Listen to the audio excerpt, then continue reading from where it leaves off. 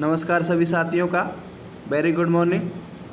स्वागत करता हूं आपके अपने इस यूट्यूब चैनल पर।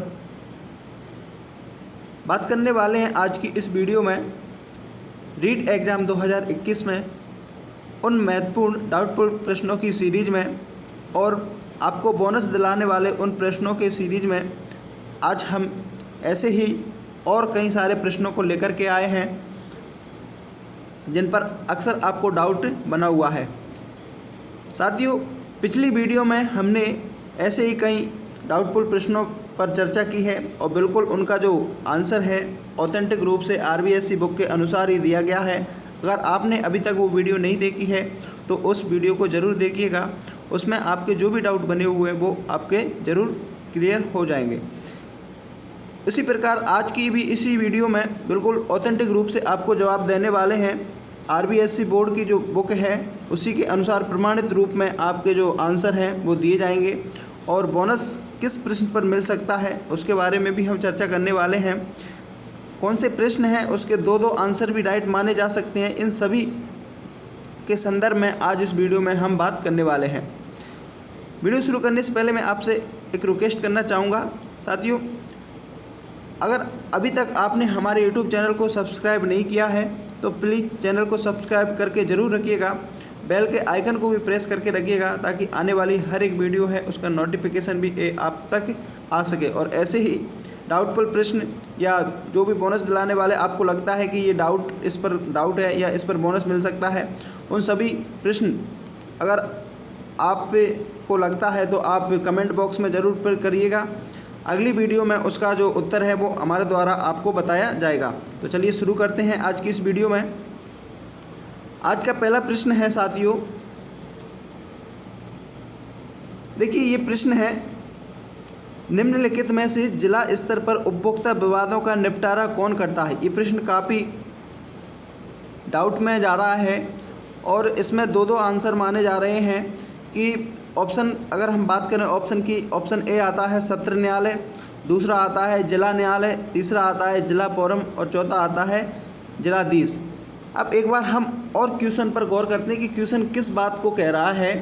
क्वेश्चन को देखो एक बार कि निम्नलिखित में से जिला स्तर पर किस पर पूछ रहा है, वो जिला स्तर पर पूछ रहा है और किसके बारे में पूछ रहा है, वो पूछ रहा है कि उपभोक्ता विवादों का निपटारा, यानी कि भाई जो जिला स्तर है और उस जिला स्तर पर उपभोक्ता विवादों का जो निपटारा है वो कौन करता है। तो देखिए यहाँ पर दो प्रश्न आपके सामने निकल करके आते हैं। कौन कौन से आते हैं, एक तो आपका आता है जिला न्यायालय और एक आता है आपका जिला फोरम।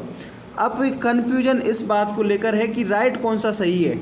भाई ऑप्शन तो दो माने जा रहे हैं लेकिन सही कौन सा है, RBSC की बुक में कौन सा दे रखा है, वो सबसे मेन बात होती है। तो देखिए बिल्कुल मैं प्रूफ के साथ इसका आंसर बताने वाला हूँ। इसका जो राइट आंसर होगा वो होगा जिला फोरम। क्या होगा, जिला फोरम इसका राइट आंसर होगा। बिल्कुल 100% आपका ये राइट आंसर माना जाएगा। बुक में भी यही दे रखा है, मैं आपको बताने वाला हूँ। इस पर किसी प्रकार का अब डाउट नहीं होना चाहिए आपको और इस पर बोनस भी आपको नहीं मिलेगा।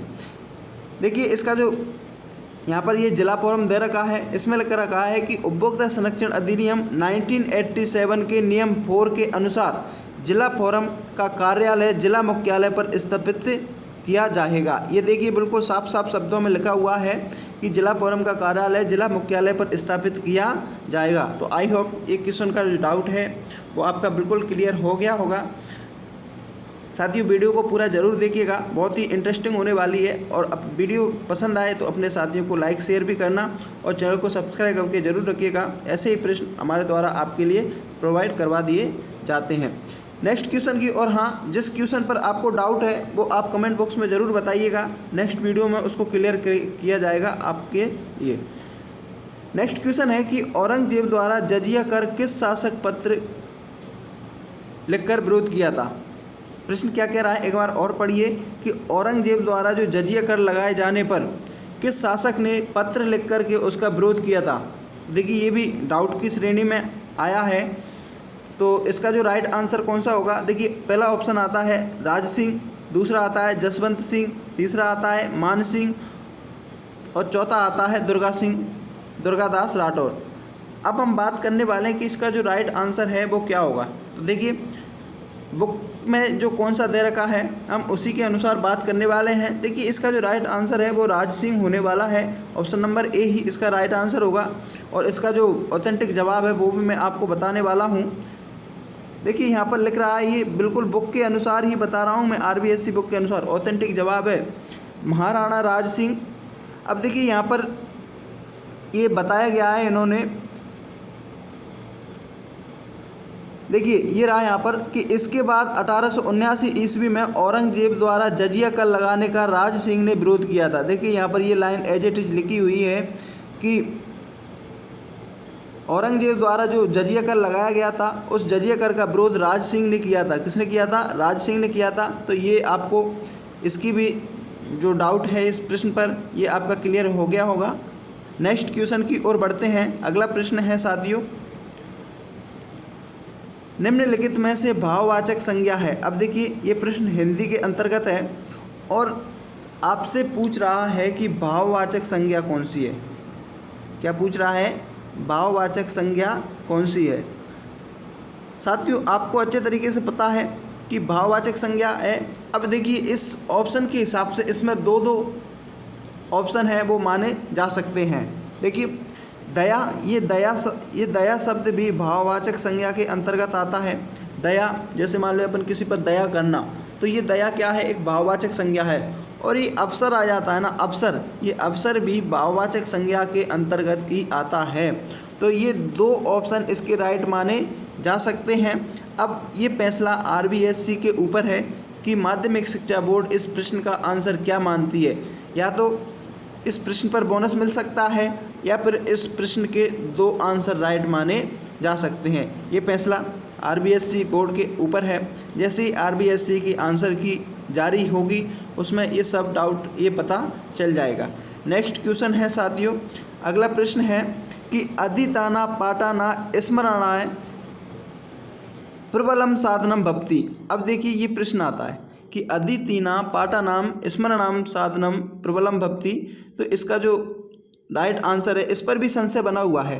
देखिए इसमें दो उत्तर भी, कोई पाठ्य पुस्तक बताता है और कोई संगणक यंत्रम बताता है। इन पर तो किसी ने चर्चा की भी नहीं और ये हो भी नहीं सकते। ये दो ऑप्शन हैं जिन पर अक्सर डाउट है।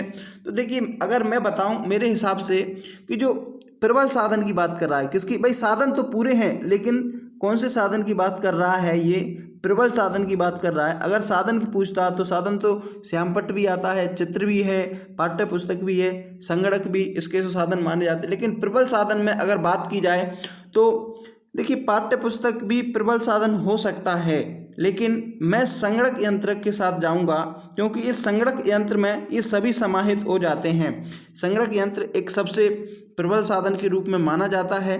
तो मेरे अनुसार इसका जो राइट आंसर है वो डी ही होगा।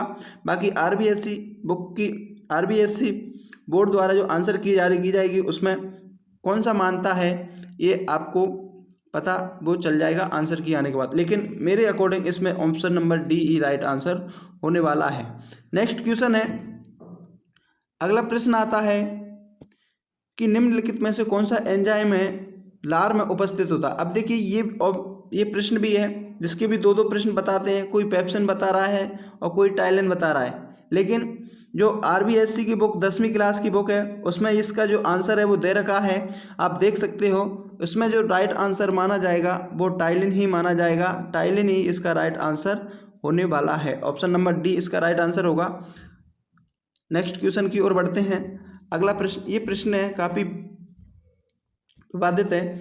दो दशमलव संख्याओं का गुणन जैसे 0.4 × 0.2 बराबर 0.08 की संकल्पना को समझ आने के लिए उचित शिक्षण अधिगम साधन है।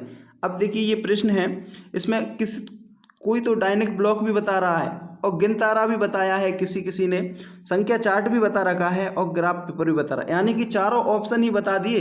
क्या चारों ऑप्शन सही हो सकते हैं? नहीं ना, चारों ऑप्शन तो सही नहीं हो सकते। लेकिन राइट आंसर कौन सा होने वाला? अब देखिए ये प्रश्न एक बार पूछा जा चुका है। सीटेट 2019 में ये प्रश्न पूछा जा चुका है, बिल्कुल एज इट इज, केवल संख्या चेंज थी। और सीटेट में इसका जो राइट आंसर है वो ग्राफ पेपर माना था। कौन सा माना था? ग्राफ पेपर सीटेट ने इसका राइट आंसर माना था। आप देख सकते हो, मैं इसमें नहीं लाया, लेकिन आप देख सकते हो बिल्कुल 2019 में आया हुआ है। लेकिन एक बात और सामने निकल कर की आती है कि जो RBSC की 7th क्लास की बुक है, इस बुक में इसका जो राइट आंसर है वो संख्या चार्ट भी दे रखा है। तो अब दो आंसर इसके निकल कर के आते हैं। बाकी RBSC क्या मानती है वो उसके ऊपर डिपेंड करता है, लेकिन सीटेट में इसका आंसर ग्राफ पेपर मांगना है और RBSC की बुक 7th क्लास की है, उसमें संख्या चार्ट दे रखा है। अब आप इस पर ऑब्जेक्शन लगा सकते हो, ये आपके ऊपर डिपेंड करता है।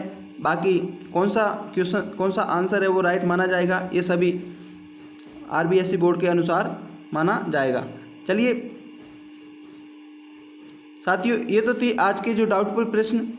अगर आपको किसी भी और क्वेश्चन पर डाउट है और लगता है आपको कि इस पर बोनस मिल सकता है या ये कन्फ्यूजन वाला है, तो आप कमेंट बॉक्स में बिल्कुल बेझिझक कमेंट कीजिएगा और बताइएगा कि इस प्रश्न का आंसर क्या होगा। हमारे द्वारा रिसर्च करके उस प्रश्न का आंसर बिल्कुल ऑथेंटिक रूप से दिया जाएगा।